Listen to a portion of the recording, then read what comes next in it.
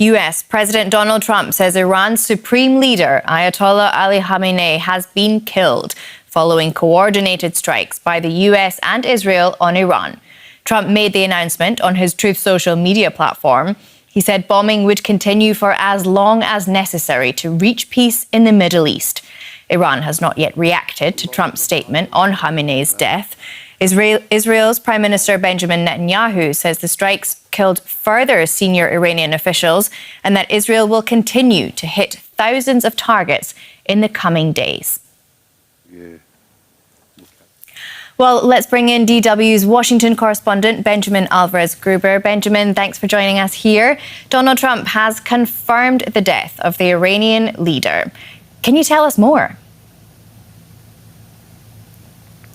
That's right. After hours of hearing these reports from unnamed Israeli officials, we finally had the confirmation of US President Trump. He called Khamenei, and I quote, one of the most evil people in history, saying that he is dead, that he was killed during these strikes that were coordinated between the United States and Israel. We saw some satellite image also of the place where Khamenei was killed, among, as we just heard there, by many senior Iranian officials too. It was a lengthy post. You just mentioned one part of it too, saying that the heavy and pinpoint bombing will continue uninterrupted throughout the week, as President Trump also called this the single greatest chance for the Iranian people to take back their country. We have not heard more from President Trump, who's currently in Mar-a-Lago. There's been a so-called lit by the press corps joining him there, but we've heard from the first U.S. official, by Mike Waltz, the U.S. ambassador to the United Nations. He spoke to the Security Council and told them that these strikes were lawful actions. But we can, of course, imagine not only there in the Security Council, but many countries actually criticizing these strikes, calling this an escalation in the Middle East. Now, let's dive a little deeper into what you said there about Trump telling Iranians to take back their country. He's really told them that this is their opportunity to do so. And how much support do you think the US is willing to provide the people of Iran? The question is how long the U.S. can actually continue with this military options with all of these fighter jets that are over there. We've seen this over the last couple of days, the arrival of the USS Gerald Ford, the world's largest aircraft carrier, with several, not just the Army and the Navy, Marine Corps also taking part in this operation. But it also depends a little bit to see back home how he will be able to defend these policies and actually what will happen next, because now that Khamenei is out, the attention, of course, will shift to the closest, you could say, military wing, basically, to the Islamic Revolutionary Guard Corps. And that's something also that one Democratic member of Congress, the first Iranian American in Congress, also said, and I quote, dismantling the brutal regime will not be possible by only removing the Iranian supreme leader. She said that there is something more needed. Strategy is needing a real plan to support democracy in Iran, saying military force alone will not secure a democratic future. And only comparing it to other military actions that we've seen this year, many are making the comparison to Venezuela, where this military campaign and actually taking authoritarian leader Nicolas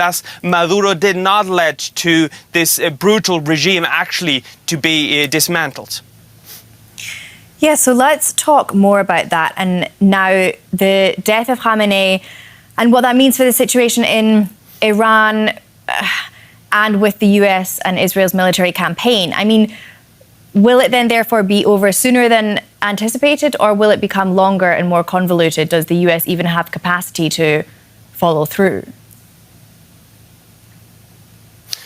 I just mentioned briefly Venezuela. Some experts are seeing that the Trump administration, the White House, actually felt encouraged by these operations that they had. Some strikes with the possibility of taking out their leader completely. It was, of course, not in Iran where they killed the supreme leader of Iran. In this case, they took him back to the United States. But some thought that something similar might actually happen with a quick attack, a couple of strikes over a couple of days. But as we just heard, that by this post by the US president, he said that bombing will continue throughout the week. We've seen tension increasing with reports with several countries in the region also on high alert there.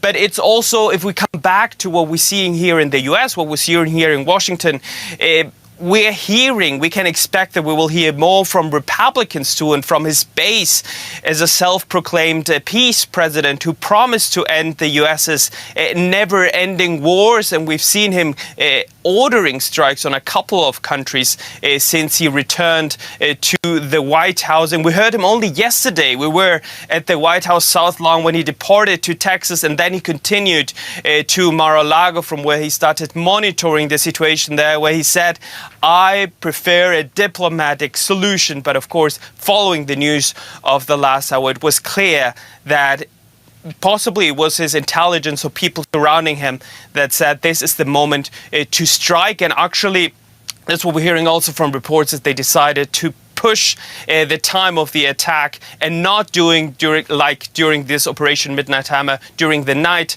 but during the morning hours in Iran.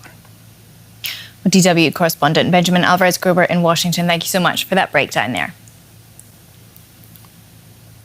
Well, let's cross over now to Niloufar Gholami from DW's Persian service. Niloufar, how are people in Iran reacting to this news? Khamenei confirmed dead. Yeah, this is a historic moment for the people of Iran. It is fair to say that millions of Iranians from different political views and ethnic backgrounds are openly happy about his death. Despite severe internet disruptions, videos have been circulating showing people celebrating in the streets in various cities across Iran, especially after the recent bloody crackdown of protesters. They're really happy.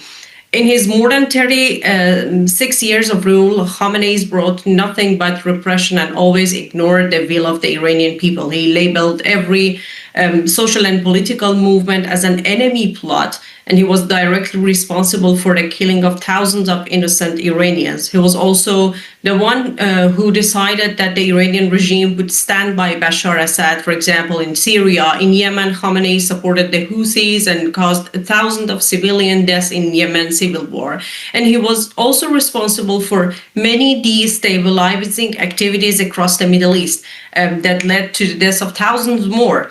So you could even say that many people across the Middle East are happy about his death. And this could mark the beginning of a new chapter, not only for Iran, but also for the Middle East or even the whole world. Let's talk about that. What does this mean for the future of Iran? At least one of the biggest obstacles to any meaningful change in Iran has now been removed. Yet the pace of events is truly extraordinary, and Iran appears to be on the brink of significant changes, which makes any analysis even more difficult. We still need to understand the full scope of these attacks, how long this conflict may continue, and what the Iranian regime's next moves will be. Many have the hope that the situation doesn't spiral into instability, and they say it shouldn't turn into something like Venezuela, for example, where, for example, others from the same regime take power. The people of Iran want a truly democratic government. And do we have any sense right now of who might emerge then as Khamenei's successor?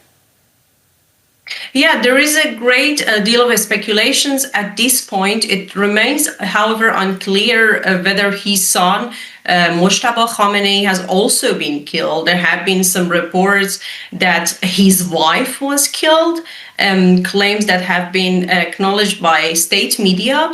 And if that proves accurate, it would likely rule out Mojtaba Khamenei as a successor. The name of Hassan Khomeini, the grandson of Ruhollah Khomeini, has also been circulating. At the same time, there have been prior reports suggesting that Khomeini had instructed that if something happens to him, Ali Larijani should have the leadership. But interestingly, Ali Larijani's name was also mentioned this morning among senior regime figures reportedly killed. However, we need to wait for confirmation to see whether he was in fact been killed or not. And I mean, is there really any real chance that Iranians could see genuine freedom or even some form of democracy in the future? Or are we just more likely to see chaos or simply the rise of another dictatorship like you just said there with Khamenei's successors? Critical days and hours lie ahead. Anything could happen, but many hope this will not lead to further chaos or even harder times for the people of Iran. We have to see which direction events ultimately take and whether the people of Iran will truly have the opportunity to take the control of the situation. And I should add that unfortunately, in my opinion, the opposition missed the golden opportunity before these rapid developments unfolded. They were unable to reach a meaningful agreement on unified cooperations or, for example, form a coalition. That said, any moment can become a new starting point if there is any genuine will. But if these attacks significantly weakens the regime or even lead to the surrender of its military forces, many believe this could represent the best opportunity for the Iranian people to push for the establishment of a democratic government.